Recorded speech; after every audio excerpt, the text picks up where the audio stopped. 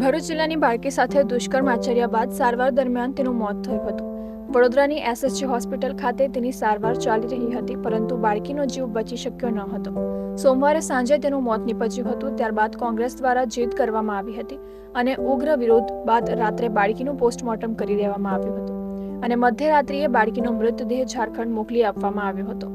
ચુસ્ત બંદોબસ્ત વચ્ચે બાળકીના મૃતદેહનું પોસ્ટમોર્ટમ કરાયું હતું અને બાદમાં તેના માદરે વતન મોકલવામાં આવ્યો હતો.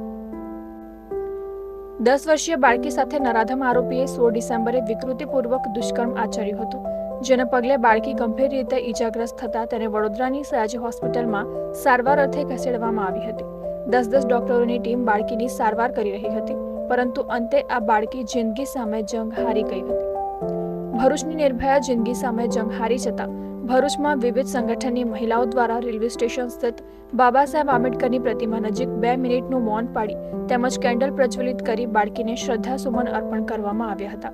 સાથે જ મહિલાઓએ રોષપૂર્વક નરાધમ આરોપીને ફાંસીની સજાની પણ માંગ કરી હતી અને એને એ લોકોને સમજણ આપવી જોઈએ. અને મા બાપને પણ ખાસ વિનંતી છે કે પોતાની બાળકીઓનું ધ્યાન જાતે રાખે, કોઈના પર કાયદા પર કે કોઈના પર હમણાં એ ના કરે, તાકી આપણે આપણી બાળકીઓને સ્વસ્થ અને તંદુરસ્ત અને સુરક્ષિત રાખી શકીએ. જે કોઈ સહન કરી નહીં શકે તો જે વ્યક્તિ આવું કરે છે એને ફાંસી આપો, કંઈ પણ કરો, વહેલેથી વહેલી તકે એને મારી જ નાખો કે જેથી કરીને ફ્યુચરમાં આ ક્વેશ્ચન પાછો ઊભો ના થાય. 10 વર્ષની નિર્ભયાનું સારવાર દરમિયાન મોત થતાં કોંગ્રેસના મહિલા નેતા મુમતાઝ પટેલનું પણ નિવેદન સામે આવ્યું હતું. મુમતાઝ પટેલે કહ્યું હતું કે આ મામલે ગુજરાત સરકારનું મૌન રહસ્યને ઘેરા બનાવતું રહ્યું છે.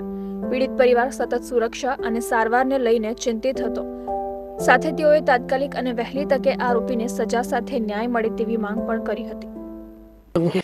दोषी को जल्द से जल्द सख्त सजा दिलाने की कार्रवाई करी जाए, पीड़ित परिवार को हर संभव सहायता और सुरक्षा प्रदान करें. सरकार भरूच जिले के औद्योगिक शहर में प्रवासियों और उनके परिवार की सुरक्षा सुनिश्चित करें. ये केवल एक बेटी का मामला नहीं है, ये हमारी सामूहिक नैतिक जिम्मेदारी बनती है कि हम न्याय के लिए लड़ें